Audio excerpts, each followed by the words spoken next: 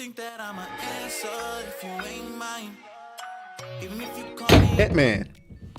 Ant-Man. By the way, my Ant-Man Quantumania review is going to come out today. I promise y'all. It's almost finished. Got something in my teeth. We're gonna get into it. So, what the hell? I got a fly in here? What the fuck? Get out of here. Box office, Marvel's Ant-Man 3 gets mauled by Cocaine Bear, suffers 69.7% drop. That is the biggest in MCU history from a first week to a second week. All right? The biggest. That's no cap. And I don't know what Marvel's going to do. You know what I'm saying? Ant-Man and the Wasp Quantumania may have won the weekend with 32 million, but got badly dinged by Cocaine Bear, which opened to a much better than expected 23.1 million for Universal. The faith-based Jesus Revolution also delivered strong numbers. Here's the thing. Some people were saying something about the name. The name just, I'll be honest with you. Cocaine, when you go to the movies, if you're a casual, right, and you don't know anything about Ant-Man 3, and you don't know anything about Cocaine Bear, you go to the movies, you're looking like, do I want to watch Ant-Man and the Wasp Quantumania? Or do I want to watch Cocaine Bear? That name, that Quantumania bullshit name is just, yeesh. I would have never, Especially considering the fact that in the Ant-Man movie, the Wasp is pointless. She has no fucking role. She's given nothing to do. Nothing to do whatsoever.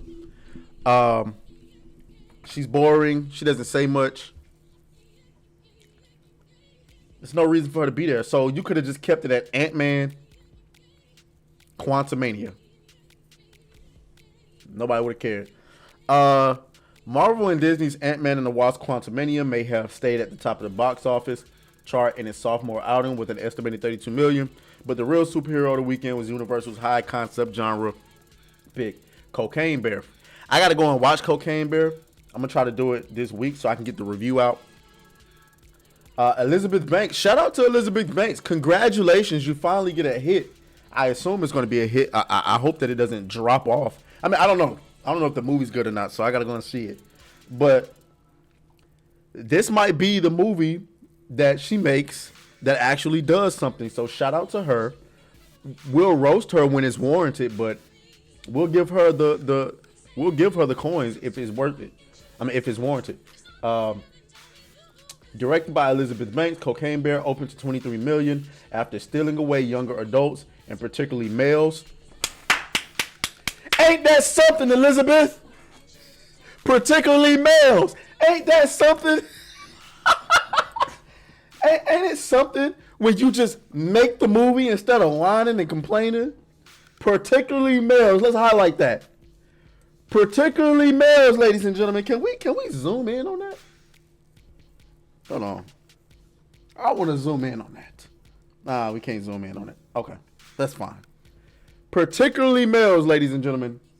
From the Ant-Man threequel, overseas it sniffed out 5.3 million for early global total of 28.4 million against a reported budget of 35 million before marketing. Boom. So you've made 50% of your budget back in the first week. Hopefully it continues to have legs and you can continue to make money. Hopefully good word of mouth. Again, I haven't seen that movie, but we're talking about Ant-Man. We'll talk about Cocaine Bear at a later date. Ant-Man 3 fell 69% in North America, the worst decline ever for a title in the Marvel Cinematic Universe after eclipsing Black Widow's 67.8% drop. The latter pick had the disadvantage of opening during the pandemic and was made available simultaneously in the home. Listen, this is reaching DCEU levels of failure, all right? Ant-Man and the Wasp is just not a good movie. Okay? The MCU is not cohesive anymore. You'll hear, I'll talk about it in the Ant-Man review, because I'm editing it right now. This movie doesn't push anything forward. You sold it as if it was going to be the next big thing, but there was no next big thing. Spoilers, right? Spoilers. If you don't want to hear this, if you haven't seen the movie yet and you don't want to be spoiled, click off right now. You know what? Never mind. I'll just wait for the review.